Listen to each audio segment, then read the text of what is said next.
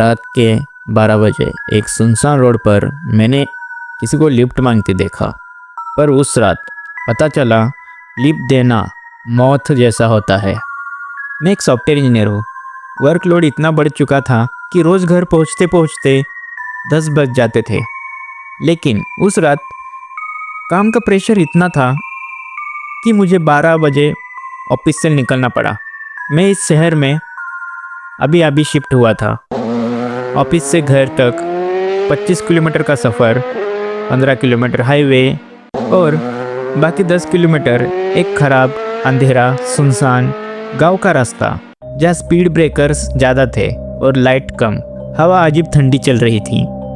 Street light blink हो रही थी जैसे कोई वोल्टेज खींच रहा हो।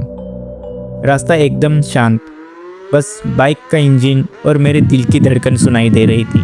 थोड़ा दूर आगे एक आदमी खड़ा दिखा, बिल्कुल सीधा, बिना हिले, बिना कुछ बोले, बस मुझे घूरता हुआ। मेरे पास आते ही उसने हाथ उठाकर लिफ्ट मांगी। मेरी माँ ने हमेशा बोला है, रात को किसी अनजान को लिफ्ट मत देना। पर मुझे उस आदमी पर दया आई, पर मैंने उसके सामने से निकलते हुए लिफ्ट नहीं दी। कुछ दूर जाते ही मुझे फील हुआ कि मेरे पीछे के सीट पर कोई बैठा है और फिर मेरे कंधे पर वज़न महसूस हुआ, जैसे कोई अपनी उंगलियों से दबा रहा हो। मैं तुरंत मिरर में देखा, पीछे एक काली सी परछाई थी, शेप इंसान जैसा, पर चेहरा नहीं। मेरा हाथ ठंडे पड़ गए। मैंने बाइक का एकदम से ज़ोर से ब्रेक लगाया, उतरकर पीछे देखा, सिर्फ हवा और उसमें एक अजीब सी हिंट ऑफ परफ्यूम या फिर खून की स्मेल, पता नहीं।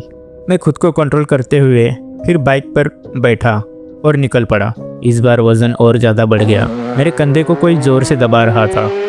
मिरर में देखा तो अब परछाई नहीं, एक औरत का फिगर था, लंबे बाल, भीगे हुए, और उसका चेहरा बिल्कुल काला, जैसे जल गया हो या चेहरा ही ना हो।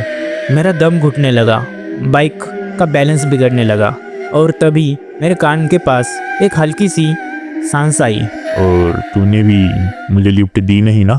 वो आवाज़ जैसे कोई गले के अंदर से बोल रहा हो। मैंने पहले कभी ऐसी आवाज़ नहीं सुनी। मैं डर के मारे बाइक तेज भगाने लगा। रोड पे अंधेरा था और मैं शायद होश खो बैठा था। वो औरत किसी शैडो अब मेरे शोल्डर के ऊपर थी। उसकी आंखों में कोई आंखें नहीं थी, बस दो काले खाली गड्ढे।